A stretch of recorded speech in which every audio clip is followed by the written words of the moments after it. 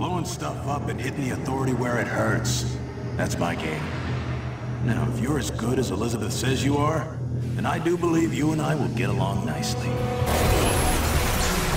With Rage, we've blown out the experience. We have a much larger world. We have very unique environments. We have various gameplay experiences. Rage is more than just a first-person game. It's a complete experience.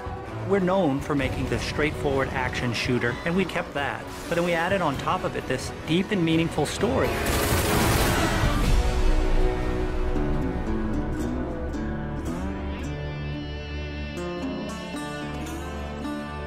So the story of Rage, we had the setting, we knew we wanted to have it on Earth, then we had to decide how we would destroy the planet. And we actually found that there's a real asteroid, which is called Apophis, which will pass by the planet around 2036.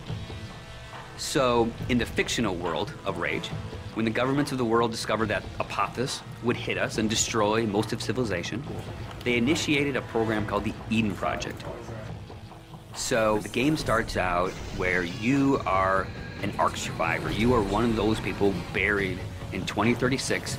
Your Ark emerges from the ground 100 years later. Unfortunately, you're the only one that survives in your Ark. So when you step out, you are alone.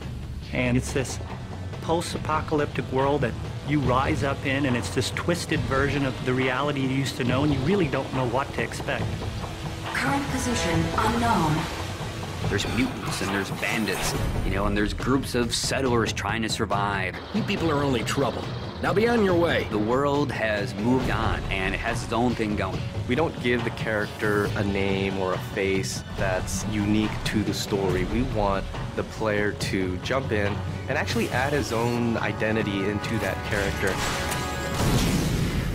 So when you step out of your Ark in Rage, you have no idea what your role in the bigger conflict will be.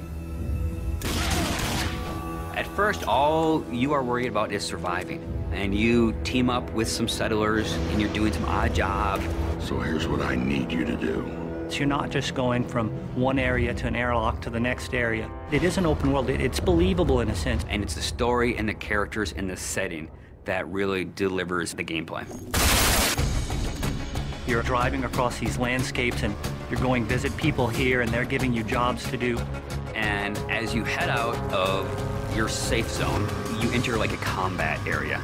So you may find a handful of bandits with rocket launchers mounted on their cars. And as a player, if you wish to engage them, you can. If you wish to try to run and gun and get out of there, you can. Then the story starts unfolding, and you realize that these warring bandit clans, they all occupy a certain area of the wasteland. They own it. They'll attack you if you go in there and you don't look right.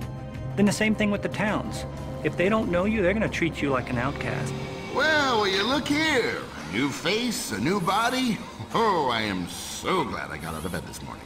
You start learning about these crazy mutants who they don't even like each other, much less you, much less the bandits.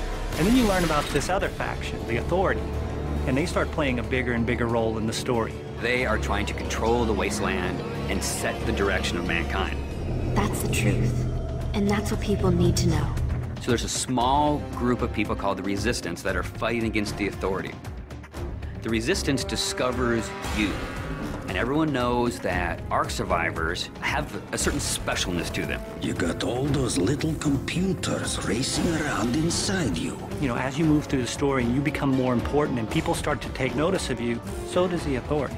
As you, the player, get your weapons and start interacting with the characters and start fighting all the bad guys in the world, you understand what your role is in the world. So, you're the new team member. The story in a game really gives meaning to the action. It creates the setting that all the gameplay exists on. And if you have a compelling story, and you have compelling action, and ways to drive the player forward, it just creates a richer experience and a more complete package. But it's always about, again, something new around every corner, and you really have to stay on your toes in the wasteland.